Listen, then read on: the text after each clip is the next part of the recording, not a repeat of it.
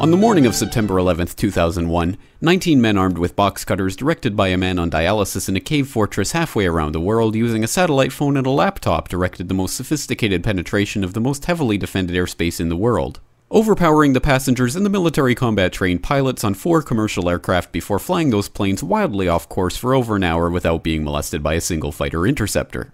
These 19 hijackers, devout religious fundamentalists who like to drink alcohol, snort cocaine, and live with pink-haired strippers, managed to knock down 3 buildings with 2 planes in New York, while in Washington a pilot who couldn't handle a single-engine Cessna was able to fly a 757 in an 8,000-foot descending 270-degree corkscrew turn to come exactly level with the ground, hitting the Pentagon in the budget analyst office where DoD staffers were working on the mystery of the $2.3 trillion that Defense Secretary Donald Rumsfeld had announced missing from the Pentagon's coffers in a press conference the day before, on September 10th, 2001.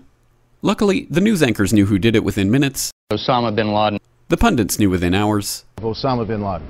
The administration knew within the day. Terrorists who committed these acts and those who harbor them. And the evidence literally fell into the FBI's lap. That a hijacker's passport was found blocks from the World Trade Center crash site, if you can believe that. But for some reason, a bunch of crazy conspiracy theorists demanded an investigation into the greatest attack on American soil in history. That investigation was delayed, underfunded, set up to fail, a conflict of interest, and a cover-up from start to finish. It was based on testimony extracted through torture, the records of which were destroyed. It failed to mention the existence of WTC-7, Able Danger, P-TECH, Sibel Edmonds, OBL and the CIA, and the drills of hijacked aircraft being flown into buildings that were being simulated at the precise same time that those events were actually happening. It was lied to by the Pentagon, the CIA, the Bush administration, and as for Bush and Cheney, well, no one knows what they told it because they testified in secret, off the record, not under oath, and behind closed doors. It didn't bother to look at who funded the attacks because that question is ultimately of little practical significance. Still, the 9/11 Commission did brilliantly answering all of the questions the public had, except most of the victims' family members' questions, and pinned blame on all the people responsible, although no one so much as lost their job, determining the attacks were failure of imagination. Because nobody in our government, at least, and I don't think the prior government that could envision flying airplanes into buildings. Except the Pentagon, FEMA, NORAD, and the NRO. The DIA destroyed 2.5 terabytes of data on Able Danger, but that's okay because it probably wasn't important. The SEC destroyed their records on the investigation into the insider trading before the attacks, but that's okay because destroying the records of the largest investigation in SEC history is just part of routine record keeping. NIST has classified the data that they used for their model of WTC-7's collapse, but that's okay because knowing how they made their model of the collapse would jeopardize public safety.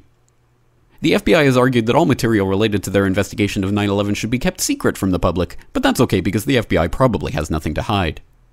This man never existed, nor is anything he had to say worthy of your attention, and if you say otherwise, you are a paranoid conspiracy theorist and deserve to be shunned by all of humanity. Likewise him, and her, and her, and her, and him. Osama bin Laden lived in a cave fortress in the hills of Afghanistan, but somehow got away.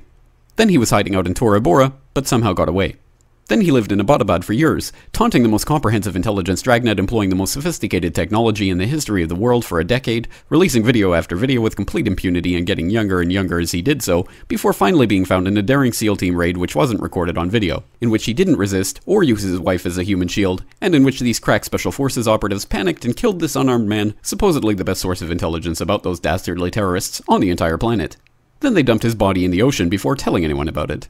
Then a couple dozen of that team's members died in a helicopter crash in Afghanistan. This is the story of 9/11, brought to you by the media which told you the hard truths about his head could be seen to move violently forward. And they took the babies out of the incubators. And mobile production facilities. And the rescue of Jessica Lynch.